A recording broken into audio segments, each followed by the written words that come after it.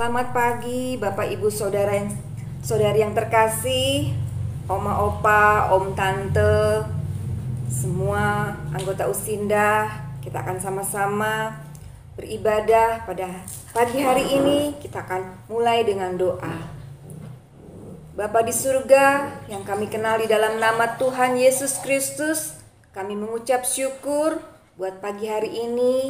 Kalau kami boleh kembali untuk beribadah ya Tuhan, biarlah Engkau persiapkan kami, biarlah Engkau Tuhan memberkati kami, urapi kami Tuhan, biar kami merasakan hadirat-Mu di tengah-tengah ibadah kami.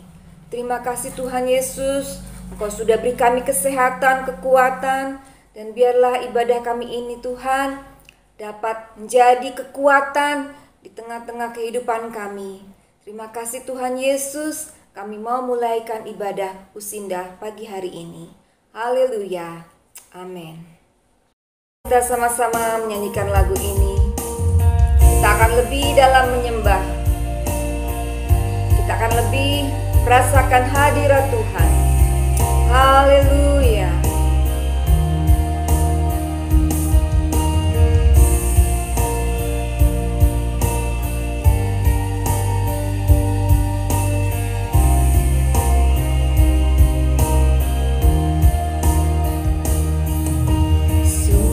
Besar setiamu, nyata di sepanjang hidupku. Darah-Mu telah layakkan kehidupanku.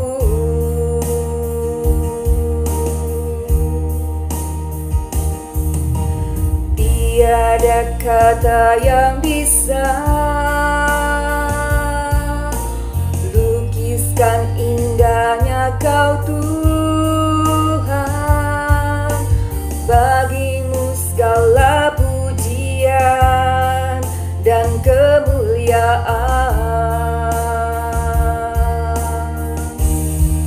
Ku tinggikan Engkau Tuhan, melebihi segala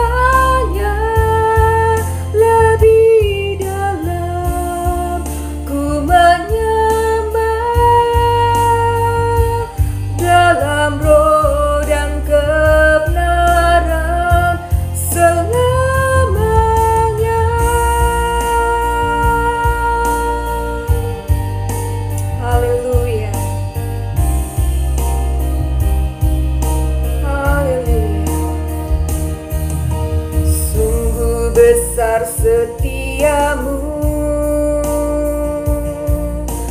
nyata di sepanjang hidupku. Darah-Mu telah layakkan kehidupanku.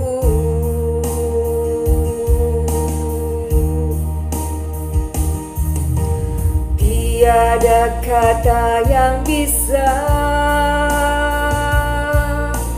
lukiskan indahnya Kau Tuhan,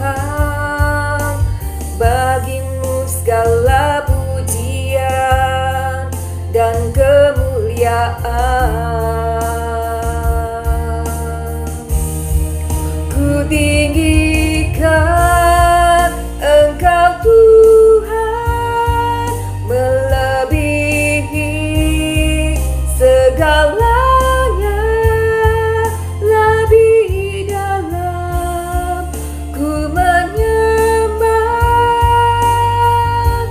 dalam roh dan kebenaran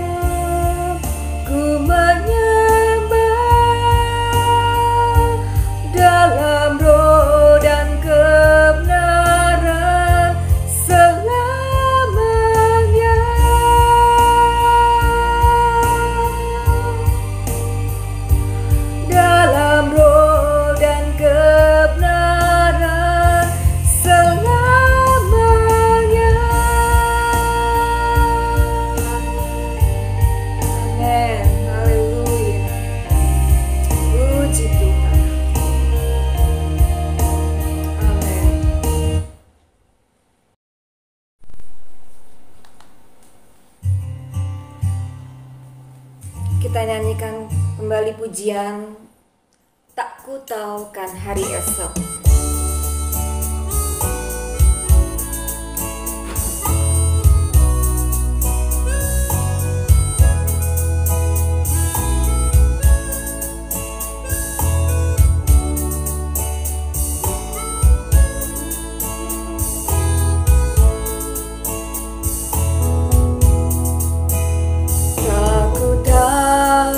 Kan hari esok, namun langkahku tetap bukan surya ku harapkan, karena surya kan lenyap.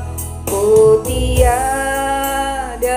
ku gelisah akan masa menjelang. Ku berjalan serta Yesus, maka hatiku tenang. Banyak hal tak ku pahami dalam masa menjelang, tapi terang bagiku ini tangan Tuhan yang pegang.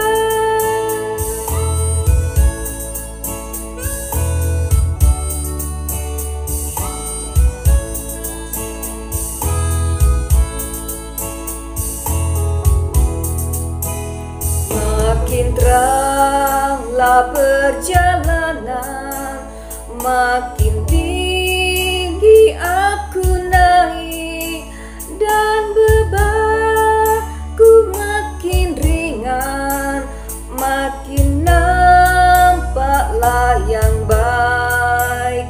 Di sanalah terang abadi, tiada tangis dan keluh. Di negeri seberang pelangi, kita kelak akan bertemu. Banyak hal tak ku pahami dalam masa menjelang, tapi terang bagiku ini tangan Tuhan yang pegang. Banyak hal tak ku pahami dalam masa menjelang, tapi terang bagiku ini tangan Tuhan yang pegang. Amin. Haleluya. Tuhan yang pegang hidup ini. Amin.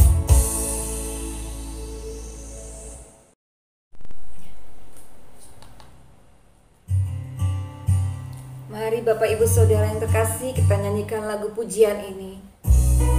Tiap langkahku diatur oleh Tuhan. Amin.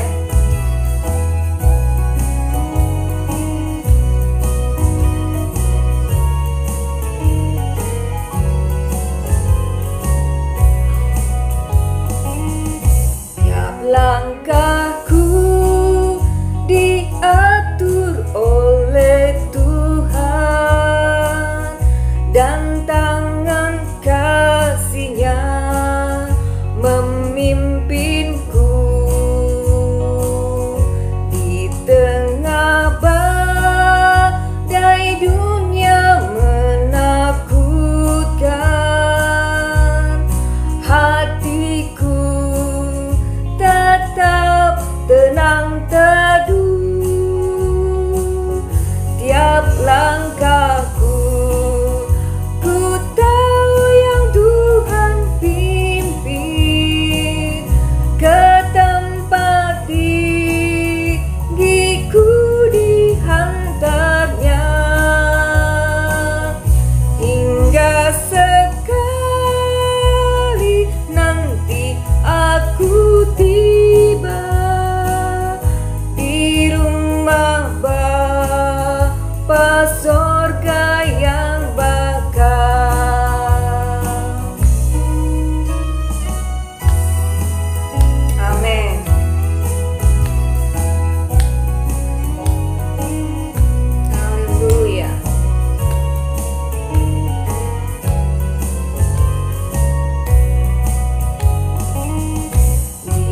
Waktu imanku mulai goyah, dan bila jalanku hampir sesat, ku pandang Tuhanku penebus dosa. Ku teguh sebab Dia dekat tiap langkahku. Ku tahu yang Tuhan pimpin ke tempat tinggiku dihantarnya, hingga sekali nanti aku tiba di rumah Bapa sorga yang bakal. Hingga sekali nanti aku tiba di rumah Bapa sorga yang bakal. Amin. Puji Tuhan. Haleluya.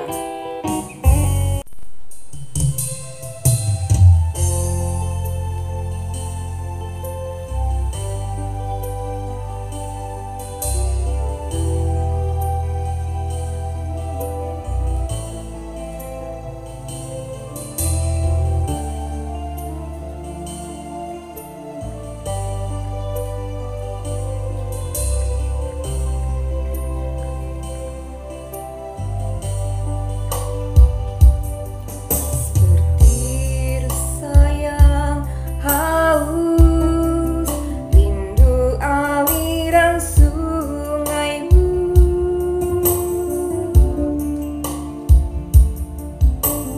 hatiku tak tahan menunggumu.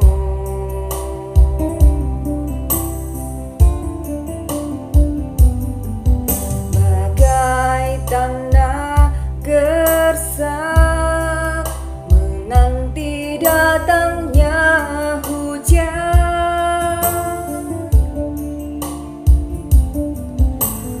begitupun jiwaku, Tuhan.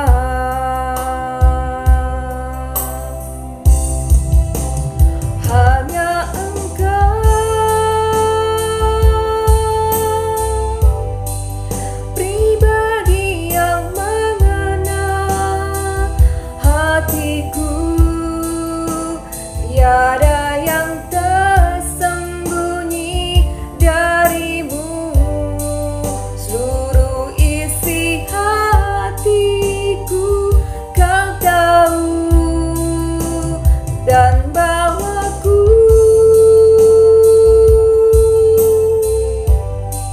untuk lebih dekat lagi padamu,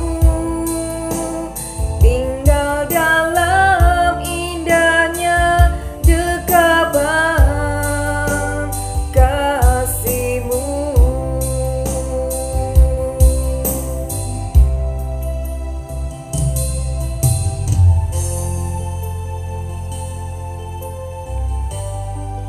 Haleluya. Mari Bapak Ibu Saudara yang terkasih, kita siapkan hati kita seperti rusa yang haus akan sungai-Mu Tuhan. Kita juga semua haus akan firman-Mu.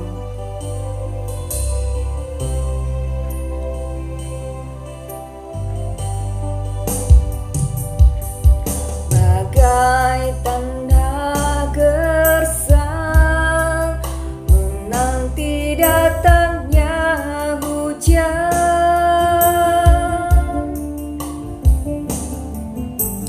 begitupun jiwaku,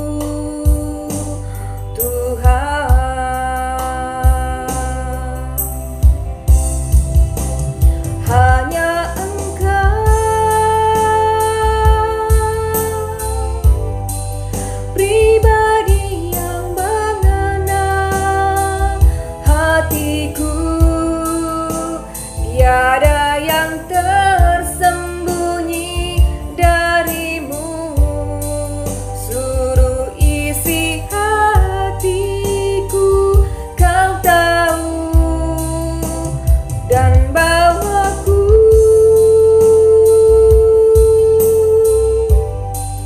untuk lebih dekat lagi padamu, tinggal dalam indahnya dekapan kasih-Mu.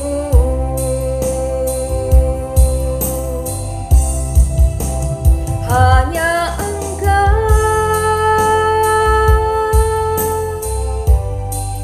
pribadi yang mengena hatiku, tiada yang tersembunyi darimu. Suruh isi hatiku, kau tahu, dan bawaku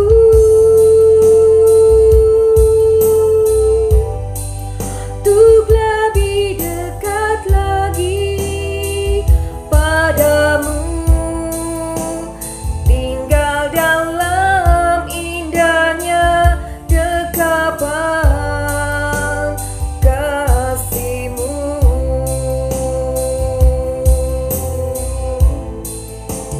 Tinggal dalam indahnya dekapan kasih-Mu.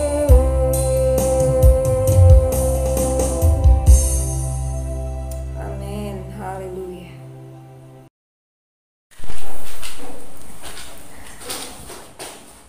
Baik Bapak Ibu yang terkasih, kita akan masuk dalam pemberitaan firman Tuhan. Kita akan berdoa dulu.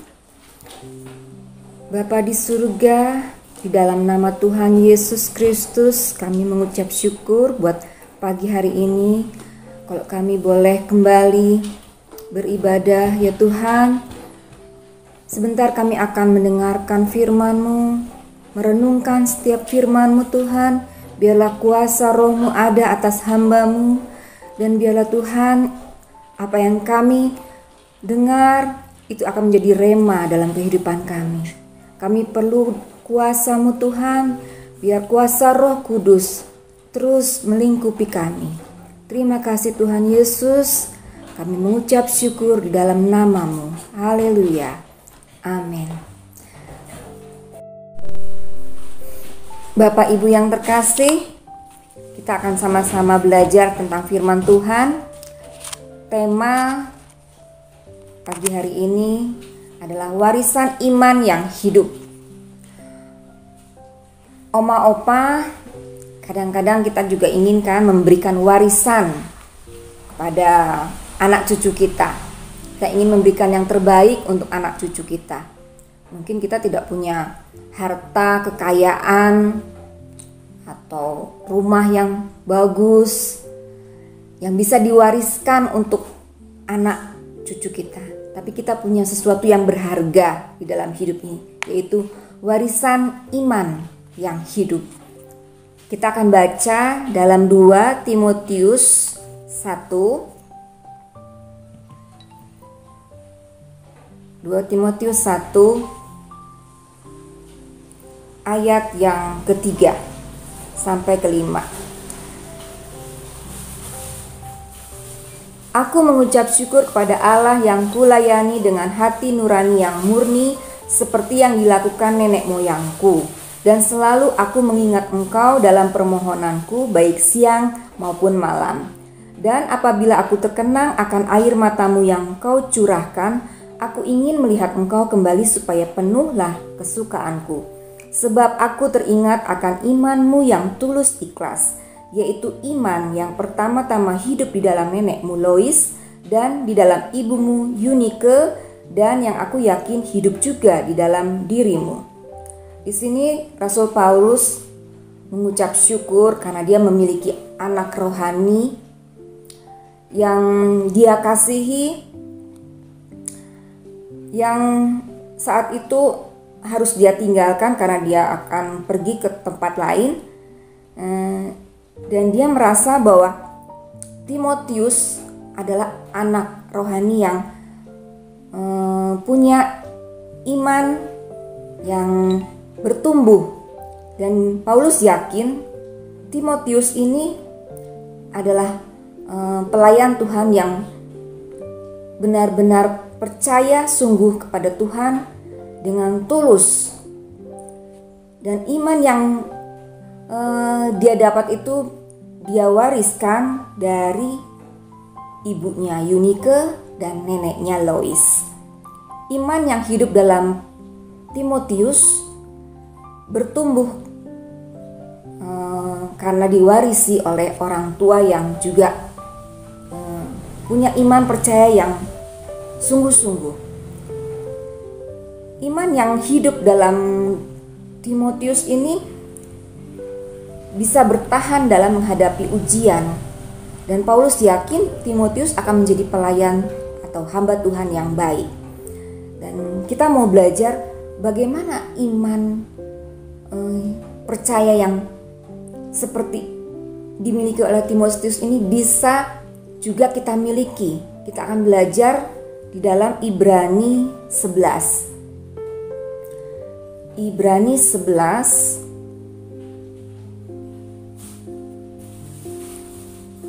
kita mulai ayat 8 saja. Karena Ibrani 11 ini tentang iman ya, panjang dari ayat pertama dan seterusnya, tapi kita belajar sedikit saja di sini tentang Abraham. Abraham adalah bapak orang beriman, kita sudah tahu ya.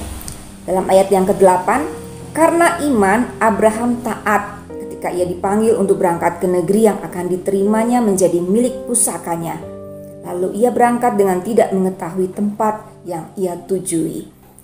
Kita tahu iman Abraham adalah iman yang taat. Dia taat dengan perintah Tuhan. Padahal dia tidak tahu kemana dia harus pergi waktu itu. Tuhan hanya tunjukkan kamu harus keluar dari tempat tinggalmu, dari Ur Kasdim ke Kanaan. Dan tempat itu belum pernah dia injak. Tapi Abraham punya iman yang taat, jadi dia pergi. Lalu kita belajar lagi dalam Ibrani 11 ayat 11. Karena iman, ia juga dan Sarah beroleh kekuatan untuk menurunkan anak cucu, walaupun usianya sudah lewat, karena ia menganggap dia yang memberikan janji itu setia. Iman Abraham juga, dia punya iman yang terus berharap kepada Tuhan. Dia punya kekuatan untuk terus berharap, walaupun usianya saat itu sudah tidak memungkinkan untuk punya anak. Bahkan Sarah juga meragukan kalau dia bisa punya anak. Tapi karena kekuatan iman dari Abraham, akhirnya mereka juga walaupun usianya sudah lewat, janji Tuhan itu ya dan amin. Dikatakan dalam ayat 12, itulah sebabnya maka dari satu orang, malahan orang yang telah mati pucuk, terpancar keturunan besar seperti bintang di langit dan seperti pasir di tepi laut yang tidak terhitung banyaknya. Jadi iman yang hidup itu iman yang punya kekuatan untuk terus berharap walaupun tidak ada dasar untuk berharap. Secara manusia, Abraham dan Sarah sudah tua. Kalau di sini dikatakan mati pucuk berarti sudah tidak ada kemungkinan untuk punya anak. Tapi di dalam janji Tuhan itu adalah ya dan amin. Akhirnya oleh kekuatan imannya Abraham memiliki keturunan seperti yang Tuhan janjikan. Lalu yang berikutnya iman yang hidup itu iman yang seperti apa? Dalam Ibrani 11 ayat 17. Ayat 17 dikatakan, karena iman maka Abraham tak kala ia dicobai mempersembahkan Ishak. Ia telah menerima janji itu, rela mempersembahkan anaknya yang tunggal. Jadi Abraham juga punya iman yang hidup. Dia rela mempersembahkan anaknya. Jadi dia percaya walaupun anak itu diminta lagi sama Tuhan, padahal itu anak satu-satunya yang dijanjikan. Tapi Abraham percaya kalau Tuhan yang meminta, maka Tuhan yang akan membangkitkan kembali anaknya nanti. Dan akhirnya dengan rela dia mempersembahkan anaknya. Jadi iman yang rela mempersembahkan sesuatu yang menjadi haknya, akhirnya diberikan kembali kepada Tuhan. Lalu ada lagi dalam ayat Ibrani 11 ayat 23, kita baca lagi di situ. Karena iman, ini tentang Musa. Karena iman, maka Musa setelah ia lahir disembunyikan selama 3 bulan oleh orang tuanya, karena mereka melihat bahwa anak itu elok rupanya dan mereka tidak takut akan perintah raja. Di sini orang tua Musa sekarang yang punya iman.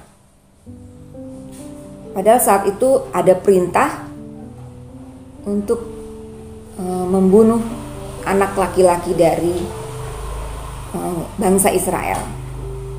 Tapi orang tua Musa dengan iman, mereka tidak takut akan perintah raja.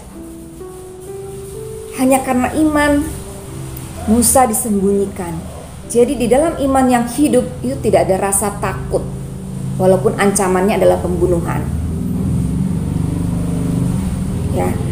Berikutnya adalah dalam Ibrani 11 ayat 24. Karena iman, maka Musa setelah dewasa menolak disebut anak putri Firaun, karena ia lebih suka menderita sengsara dengan umat Allah daripada untuk sementara menikmati kesenangan dari dosa. Karena iman juga Musa menerima warisan iman dari orang tuanya, dan dia memilih untuk tidak hidup di istana dengan serba kemewahan, tapi dia memilih untuk menderita bersama dengan bangsanya sendiri, dengan umat Allah. Jadi dia keluar dari istana Firaun dan dia pergi. Dari ayat-ayat ini kita belajar bahwa kita dapat mewarisi iman yang hidup kepada anak, cucu, dan keturunan kita selanjutnya.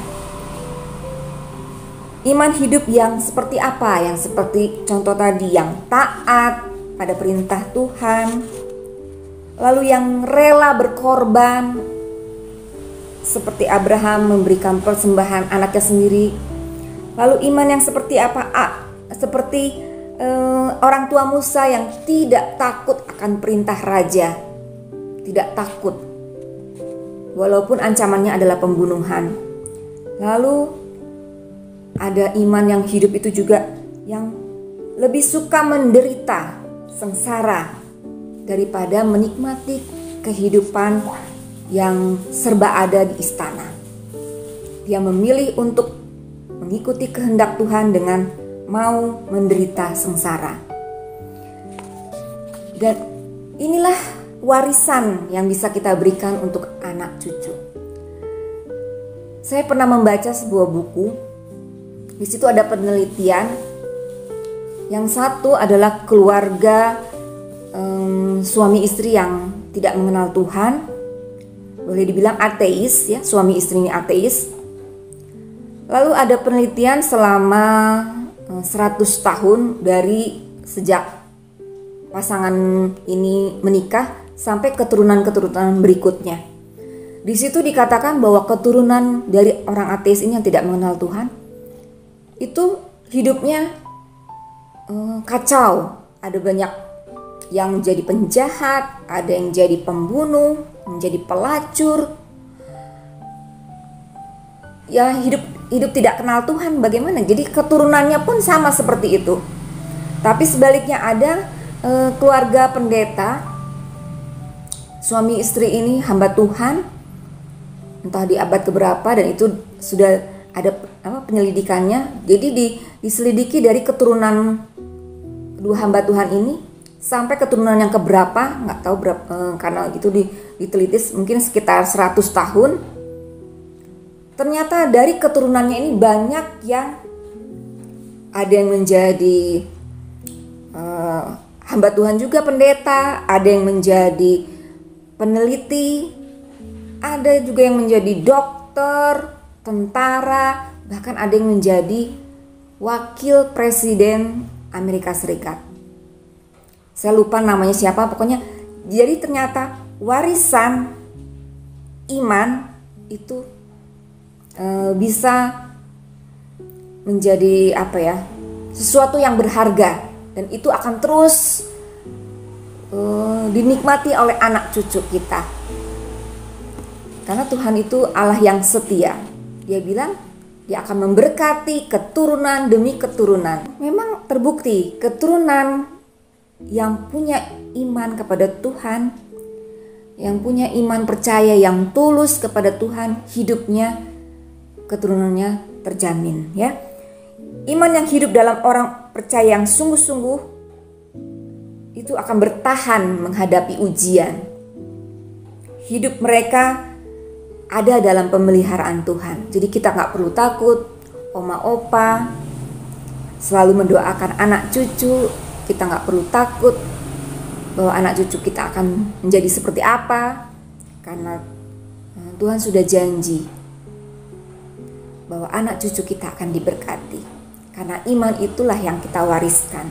Iman yang hidup itulah yang kita wariskan kepada anak cucu. Ya, kita akan mendoakan semua anak cucu kita akan menjadi ahli waris kerajaan sorga, dan mereka semua adalah anak-anak yang selalu dilindungi, selalu dijaga, dan mereka akan mewarisi iman yang hidup. Demikian firman Tuhan, saya tidak akan panjangkan lagi. Kita akan sama-sama menyanyikan satu lagu. Musim akan selalu berganti, kasih Tuhan tetap abadi. Musim akan selalu berganti, kasih Tuhan tetap abadi. Tak akan berubah sampai selamanya. Ku tetap percaya, ku yakin Tuhan memberkati, ku yakin Tuhan melindungi. Burung di udara Tuhan pelihara, karena kasih-Nya Tuhan selalu menolongku, selalu menjagaku. Sehelai di rambutku tak akan terjatuh tanpa seizin. Tuhan selalu menolongku, selalu menjagaku.